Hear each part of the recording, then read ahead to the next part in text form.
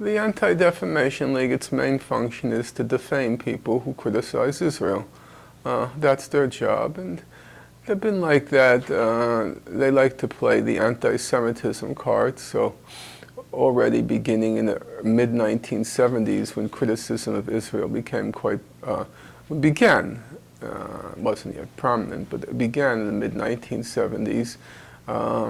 They began to put out these publications periodically, claiming that there was a new anti-Semitism. So in 1974, the head of the ADL, for Arnold Forster and his partner Benjamin Epstein, they put out a book called The New Anti-Semitism. Then 1981, the Perlmutters, Nathan and Ruth Perlmutter, Perlmutter was the head of the ADL then, put out a book called The Real Anti-Semitism. Then Abraham Foxman puts out a book, the current head of the ADL puts out a book called Never Again, The New Anti-Semitism. They use the charge of anti-Semitism as a means of deflecting criticism of Israel. And they have a peculiar knack for defaming those who are critical of Israel, including myself. Okay.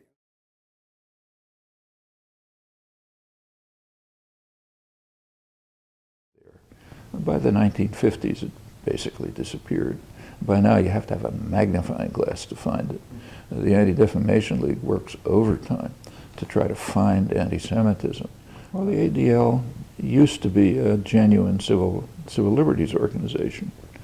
Over the years, it's changed, and again, the point of inflection was 1967, and it became a kind of a Stalinist-style organization justifying policy the state it serves, Israel.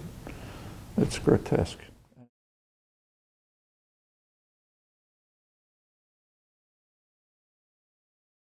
The overall incidents of anti-Semitism have become more and more infrequent.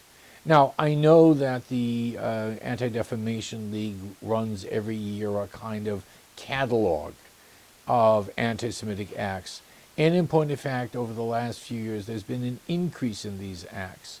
But if you spread those acts over the last 20 years, they're still very, very infrequent. Most Jews don't confront outright, especially violent anti-Semitism, even though it can and does exist. So the less the anti-Semitism, the more it becomes, in a sense, almost imperative to identify with the Jew as the victim of anti-Semitism.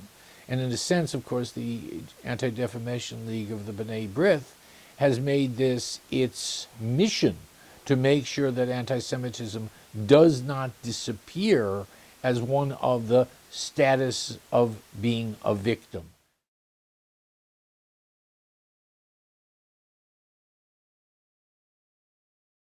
Did the Children Cry came out in about 1994, as I recall, and the book was well reviewed by most historians, and unbeknownst to me, my publisher had submitted it for the Janusz Korczak Award.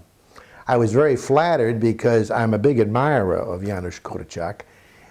He really combined the best of two worlds. He was very proud of his Jewish heritage, and he was also very proud of his Polish citizenship. As a matter of fact, during the war, he used to walk around in his Polish army uniform to the great chagrin of his friends and colleagues, and of course annoyance of the Nazis. The award was submitted, the submission was in the hands of a committee, literary committee, appointed by the leadership of the ADL. And that committee, I learned, was composed of both Jewish and non-Jewish judges. These are people who are very prominent in their fields. And they voted that I should receive the award. I learned later that it was a highly competitive award. There were numerous submissions for this very prestigious national award. I was informed that I was the winner, and my wife and I were making plans to go to New York City to receive it in a formal ceremony. And several weeks later, I learned that the award had been rescinded. And it had been rescinded by the political leadership of the ADL, the Anti-Defamation League. At that point, I urged that they reconsider, that this was highly irregular, that it damaged me professionally because the publicity was already out on concerning my receipt of the award. And I received a letter from the political leadership that they would not grant me the award. At that point, I sought legal counsel. And meanwhile, there had been a great deal of publicity about this that had leaked out from various sources. And I received a great deal of support from both Jewish and non-Jewish scholars, literary people, and so on. As a matter of fact, one name that comes to mind here quite readily is Joseph Kuchaba, who had done a program on children of the Holocaust. And he was outraged, and he said that it had really damaged Polish-Jewish relations beyond damaging me, and he urged the political leadership of the organization to reconsider. I had several organizations that were on my side, as it were. The Kosciuszko Foundation, which is based in New York City, lent its support, and its metropolitan chapter in New York was especially supportive and active on my behalf. The Catholic League got involved in this.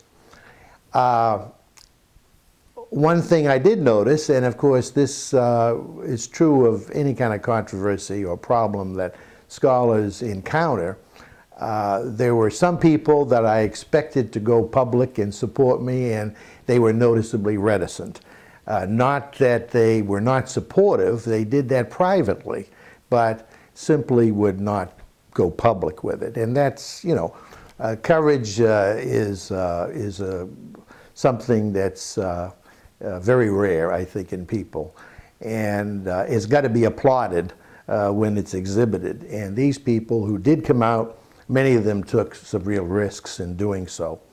The long and the short of it was that early in 1996, after all this pressure had been exerted on the ADL, they reversed themselves again and granted me the award. However, they did it in a manner that was really unbecoming to any organization of that stature. They simply sent the award through the mail. There was no ceremony, and that was the end of the matter as far as they were concerned. Why was it rescinded? What was the logic for that? The reason that I understood from the ADL political leadership was that I did not talk enough about Polish anti-Semitism. That's basically in a nutshell. The book was not about anti-Semitism. The book was about children, Polish and Jewish children, and the experiences that they shared and the tragedies that they endured. And it was really an uplifting book because there was a positive end to all of this. I dwelled on kids who managed to survive these horrific conditions and survived and were able to lead happy and fairly well-adjusted lives afterwards. That was really the theme of the book. And, excuse me, and anti-Semitism was not the issue in any instance. And it's the same issue that is usually focused upon by many Holocaust historians, that those of us who get into this area don't talk enough about Polish anti-Semitism. And I'd like to get into that in a little more detail later on.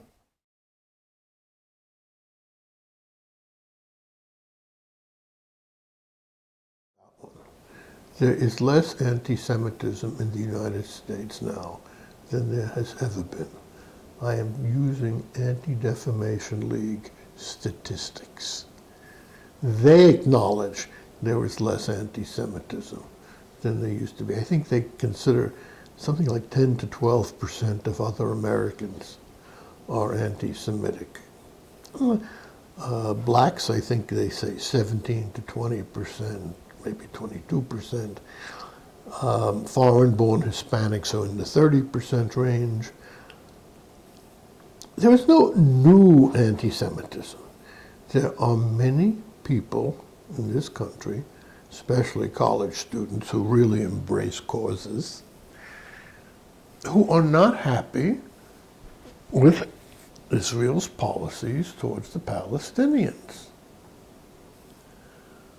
Many in the Anti-Defamation League distinguishes, and it defines what constitutes legitimate political opposition and what constitutes bigotry. The Anti-Defamation League finds that there's not much anti-Semitism in the United States, but among blacks it's twice as much. The other group that's extremely anti-Semitic, according to the Anti-Defamation League, is foreign-born Hispanics. You're saying you're going to be speaking to a ladies' club. Could you elaborate a little more about? You talked about a few things, but I'm going to talk about anti-Semitism and the Anti-Defamation League. I'm going to show how the facts that they present, which are accurate, differ from the tone of their written material. That's all I'm going to show. What they say cannot be refuted. How they say it suggests things that may not be accurate. Oh, I've had people who denounced me. Oh, yeah. about what? Well, the people who wrote to the ADL and said I was denouncing the ADL. So what was your crime against the ADL? What was it people pissed off? Because I said that they had to emphasize more bigotry in order to raise money. That they had to exaggerate how much anti-Semitism there is, or might be, if they wanted to raise more money. If they say things are better than ever, you don't feel impelled to send a check. Now, I know the different organizations and the approaches they take. So when I see something from a particular organization, I know the tack the letter was going to take. You see something from the Simon Wiesenthal Center, there's another Hitler right behind the building, waiting to come out and kill you. I mean, Simon Wiesenthal, they're the worst. Oh, I'm very glad there's an ADL. Yeah. Oh, yeah.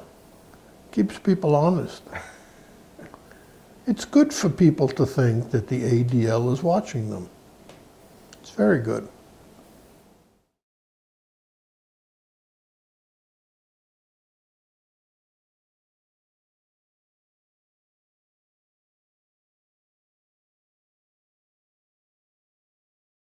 I've been monitored. I'm still monitored when I go out and speak. And it doesn't bother me.